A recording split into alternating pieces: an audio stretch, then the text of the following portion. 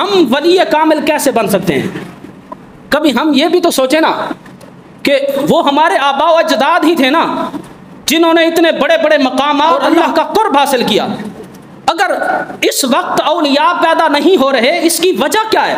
وجہ تو تلاش کرنی چاہیے نا۔ ہو سکتا ہے کوئی کوشش کر کے اللہ کی بارگاہ میں بلند مقام حاصل کر لے۔ تو علماء نے اور صوفیاء نے جو بات لکھی ہے وہ یہ ہے کہ ایک ہے عامل جو عملیات کرتا ہے، وظیفے بھی پڑھتا ہے، تسبیح بھی کرتا ہے، چلے بھی کاٹتا ہے، لیکن ہے عامل۔ اس کی عبادت، تسبیحاں، وظیفوں کے پیچھے مقصد کیا ہے؟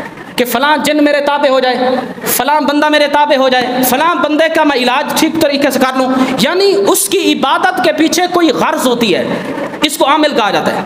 اور کامل صوفی کس کو کہا جاتا ہے؟ کامل وہ ہوتا ہے جس کی عبادت بغیر کسی مقصد اور غرض کے ہو۔ داتا صاحب نے کشف المحجوب شریف کے اندر یہی بات لکھی کہ جو صوفی وظیفے اور عبادت اس لیے کرتا ہے کہ اس کے پیچھے کوئی غرض ہے، تو آپ نے فرمایا وہ تو غرض کی عبادت کر رہا ہے، اللہ کی عبادت نہیں کر رہا۔ صوفیاء کا یہ منصب ہے، وہ جتنے وظیفے، جتنی عبادات، جتنی تسبیح کرتے ہیں، ان کے پیچھے یہ مقصد بھی نہیں ہوتا کہ اس عبادت کے بدلے مجھے جنت مل جائے، یہ مقصد بھی نہیں ہوتا۔ مقصد کیا ہوتا ہے؟ اگر ان سے پوچھا جائے وہ یہی بتائیں گے کہ میں اپنے رب کی عبادت اس لیے کرتا ہوں، میرا رب اس لائق ہے کہ اس کی عبادت کی جائے۔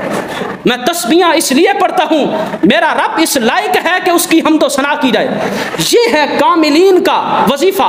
اگر کوئی کامل بننا چاہتا ہے، اپنی عبادات کو بغیر غرض کے کرنا شروع کر دے، کہ پیچھے کوئی غرض نہ ہو، صرف مقصد ایک ہو کہ میرا رب وحدہ لا شریک اس لائق ہے کہ اس کے سجدہ کیا جائے، اس کے سامنے قیام کیا جائے، اس کو رکوع کیا جائے، اس کے لیے تسبیحات کی جائے۔